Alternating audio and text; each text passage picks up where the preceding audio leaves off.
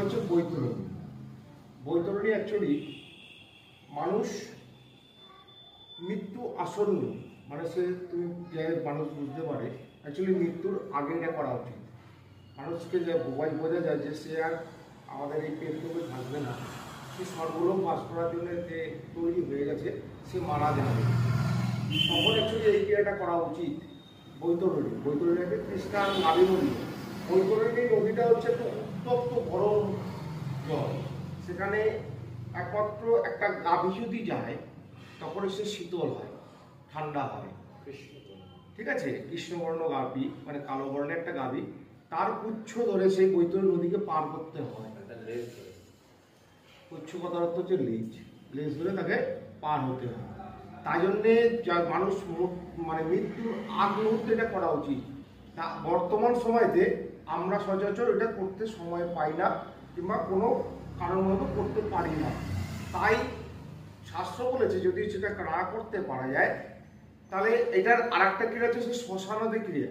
যখন শ্মশানে থেকে দাহ করতে যাওয়া হয় তখন এই ক্রিয়াটা করার কথাও বলা আছে।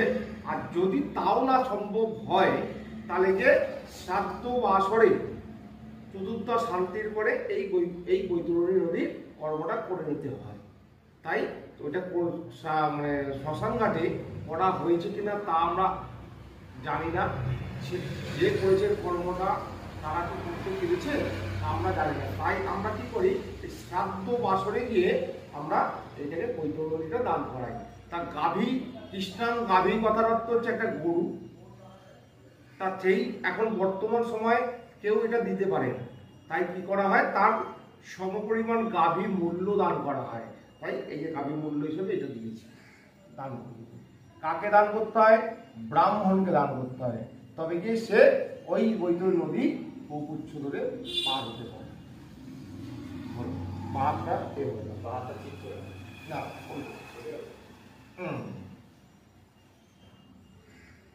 ওইটা করে জলে ছিটা দেবে। বলবে নম বং এ দেভ্য, এ তস্মৈ স্বভোজ্য স্বাচ্ছাদন স উপকরণ কৃষ্ণা গাভী মূল্যায়ন। সেটা তবে বলবে, হ্যাঁ হাত পা দেখিরা করেছে, হ্যাঁ বলো বং এ তস্মৈ স্বভোজ্য স্বাচ্ছাদন স উপকরণ কৃষ্ণাং গাভী মূল্যায়ন।